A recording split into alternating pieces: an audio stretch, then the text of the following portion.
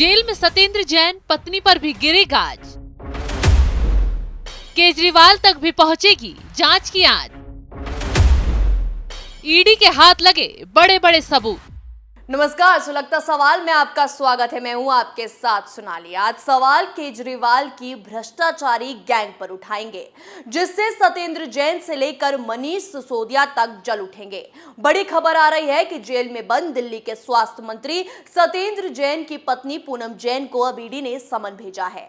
अगले हफ्ते उन्हें हाजिर होने का आदेश दिया गया है। जैसे ही ईडी की जांच का दायरा बढ़ा, केजरीवाल बौखला उठे। मनीष सिसोदिया की भी टेंशन बढ़ गई। अब कयास लगाए जा रहे हैं कि जांच की आंच केजरीवाल के घर तक पहुंच सकती है, जिससे सवाल सुलग रहे हैं कि क्या सत्येंद्र जैन के बाद पूनम जैन भी होंगी गिरफ्तार?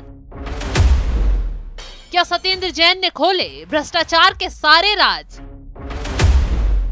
क्या केजरीवाल तक पहुंचेगी ईडी की जांच की आंच? क्या दिल्ली में आम आदमी पार्टी का खेल खत्म होगा? ये सवाल ईडी की सत्येंद्र जैन पर लगातार बढ़ रही सख्ती के बाद सुलग रहे हैं, जिससे कहा जा रहा है कि सत्येंद्र की पत्नी पूनम जैन भी सलाखों के पीछे जा सकती हैं, क्योंकि वो भी भ्रष्टाचार के मामले में सत्येंद्र जैन के साथ बराबरी के हिस्सेदार है। सूत्रों के हवाले से खबर है कि पूनम जैन को पूछताछ के लिए जो नोटिस भेजा है, उसमें कुछ डिजिटल साक्ष्य भी मांगे गए हैं। तो आप सोच ही सकते हैं अब कितने बड़े झोल का खुलासा होने वाला है। नोटिस में पूनम जैन को ईडी के दफ्तर में अगले हफ्ते पेश होने के लिए कहा गया है, जिसमें सामने बैठाकर पूरी बही खातों की जानकारी ली जाएगी। वैसे भी सत्येंद्र जैन पहले से ही ईडी की हिरासत में है। कहा जा रहा है कि सत्येंद्र जैन ईडी के आगे मुंह खोलने से कतरा रहे हैं, लेकिन जितने जवाब दे रहे हैं उससे ही ईडी के हाथ बड़े बड़े सबूत लग गए हैं। इन सबूतों के आधार पर ही ईडी की जांच का दायरा बढ़ता जा रहा है, और यही वजह है कि केजरीवाल बुरी तरह बौखला उठे हैं। कहा जा रहा है कि जांच की आंच केजरीवाल के घर तक भी पहुंच सकती है।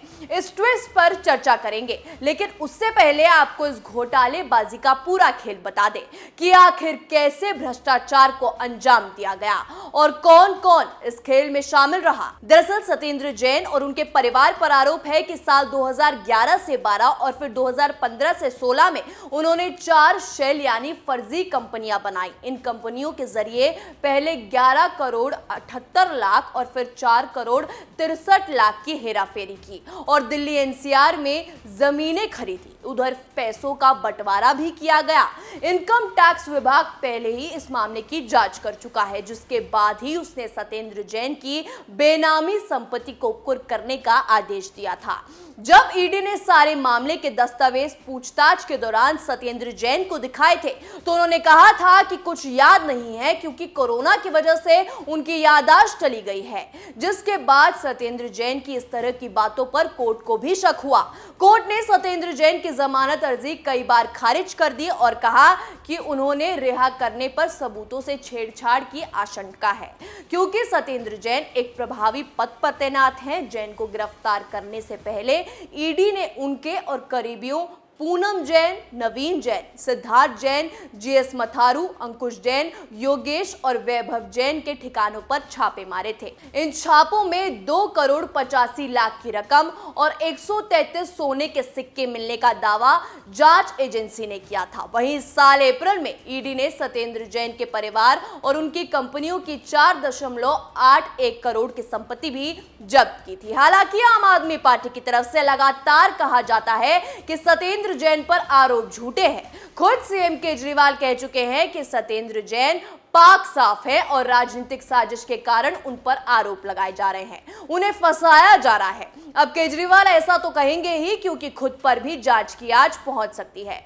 क्योंकि केजरीवाल सत्येंद्र जैन के सबसे खास आदमियों में से एक है और उनकी सरकार में मंत्री भी हैं। सरकारी पद रहते हुए ही सत्येंद्र जैन ने घोटालेबाजी की, तो हो सकता है शेल कंपनियों के पैसों का बंटवारा मुंह बंद करने के लिए काफी आगे तक गया हो। तो इसलिए ईमानदारी का ढोल पीटने वाले केजरीवाल अपने भ्रष्टाचारी नेता के प्रति सहानुभूति दिखा रहे हो। खैर, ये तो जांच के बाद ही साफ हो पाएगा, क्योंकि ईडी के हंटर से दिल्ली सरकार का एक भी भ्रष्टाचारी नेता बचने वाला नहीं है। वहीं हम बात कर रहे थे कि सत्येंद्र जैन के परिवार की गिरफ्तारी की आशंका के बीच केजरीवाल की भी जांच से टेंशन बढ़ रही है। क्यों? क्योंकि सत्येंद्र जैन और केजरीवाल एक थाली के चट्टे बट्टे हैं। जो केजरीवाल ईमानदार पार्टी बताते हुए बार बार ये कहते नजर आते हैं कि उनकी पार्टी भ्रष्टाचार के सपोर्ट में नहीं है, पार्टी में भ्रष्टाचारियों को बिल्कुल बर्दाश्त नहीं किया जाएगा। तो आज जब सत्येंद्र जैन के साथ उनके परिवार का कनेक्शन भी शेल कंपनियों और फर्जीवाड़े से जुड़ रहा है, तो क्यों केजरीवाल सत्येंद्र जैन का इस्तीफा नहीं ले रहे? क्यों उन्हें पार्टी से नहीं निकाला जा रहा है? क्यों एक भ्रष्टाचारी नेता को बचाने के लिए केजरीवाल छाती पीट रहे हैं? कुछ नहीं मिला तो इस कार्रवाई को बीजेपी की साजिश बता रहे हैं। ये सब नौटंकी केजरीवाल खुद को बचाने के लिए कर रहे हैं। क्यों? क्योंकि अगर केजरीवाल सत्येंद्र जैन के खिलाफ एक्शन ले लेते हैं तो हो सकता है कि सत्येंद्र जैन उनके हिस्सेदारी के सारे सबूत ईडी को सौंप दे और केजरीवाल की ईमानदारी की असलियत दुनिया के सामने आ जाए। वैसे भी केजरीवाल की कई बार पोल बीजेपी नेता कपिल मिश्रा खोल चुके हैं। उन्होंने एक बार आरोप लगाया था कि 50 करोड़ के जमीन सौदे के लिए अरविंद केजरीवाल ने मंत्री सत्येंद्र जैन से 2 करोड़ रुपए लिए और इस पैसों के लेन देन का खेल उन्होंने खुद अपनी आंखों से देखा। जब कपिल मिश्रा ने केजरीवाल के खिलाफ इन पैसों को लेकर आवाज उठाई तो आम आदमी पार्टी के नेताओं ने उन्हें ही खदेड़ दिया और झूठा करार दिया।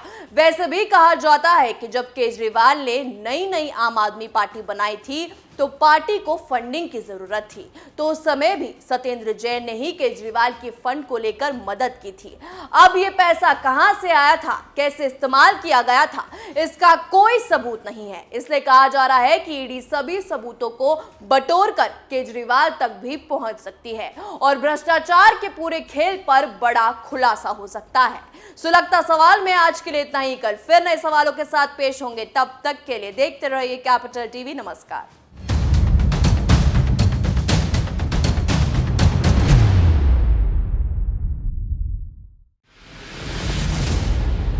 मैं राजनीति करता नहीं, पर राजनीति को बहुत गहरे तक समझता हूं। मैं लोगों के बीच रहता हूं, लोगों के मन को अच्छे से जानता हूं।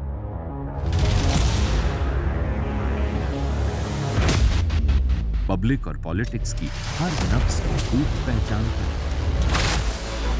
संघर्ष की सियासत से सत्ता के सिंहासन तक मैं हर खबर से खरा सच निकालता हूं। ना कोई दौड़, ना कोई race. Capital TV, Uttar Pradesh.